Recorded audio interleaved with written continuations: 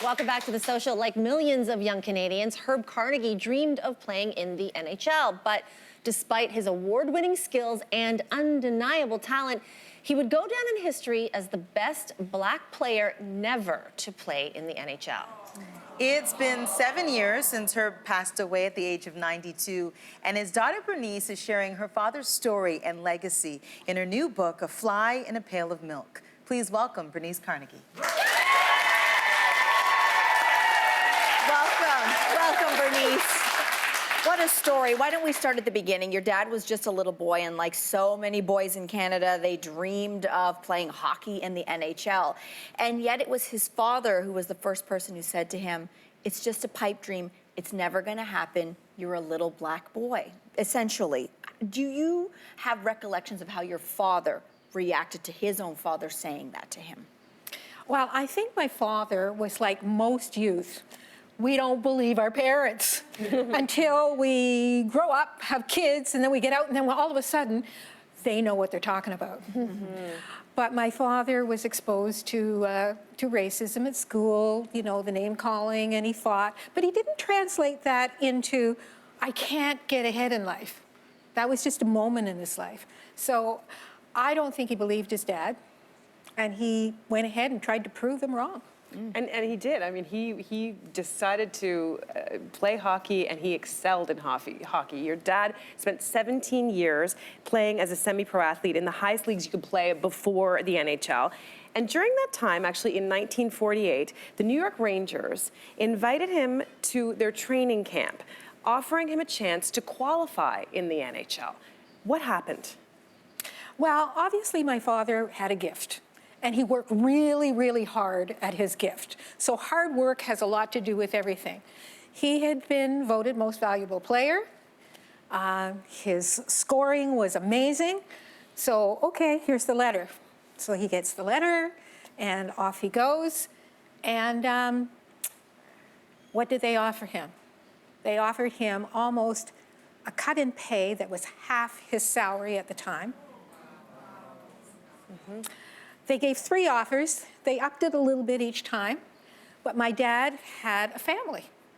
There were 3 of us. There was a mortgage. Would you actually take half your pay for a dream of maybe you're going to make it into the NHL? They offered him a trip to the minors. And what happened is other players that had lesser status went up into the NHL. So I leave it to you. Well, he was always clearly very good. And so Conn Smythe, who was the owner of the Toronto Maple Leafs at the time, there's a story that goes, Conn Smythe saw your father's skills and wanted to bring him on the team and said he would bring him onto the Leafs if he, quote, could turn Carnegie white. What was the impact on your dad knowing or thinking that Conn Smythe said that? Well, my father was a teenager when that happened. And so again, he said, I can prove that I can be here. So he spent his whole life trying to prove that. But as he got older and had time to think about it, and knowing that he didn't get the opportunity to be, to play with the best, always, you know, on that level, it really started to affect him. So it doesn't matter how old you are. It really doesn't matter how old you are. If you have been done wrong, it follows you. Your father decided to retire from hockey in 1954. He was 35 years of age at the time, and he worked in the private sector as a financial advisor. But really, Bernice, the next 50 years of his life was devoted to community. It was devoted to people, community service. He set up the Future Aces Foundation with you as a way to help youth get ahead. He set up the first hockey school, or one of them, of the first hockey schools in this country. So tell us about the impact he had and really continues to have, even after death, in the community. Well, my father's legacy is future aces. Future, always striving aces to be the very best that we can be. And he introduced that to his hockey school.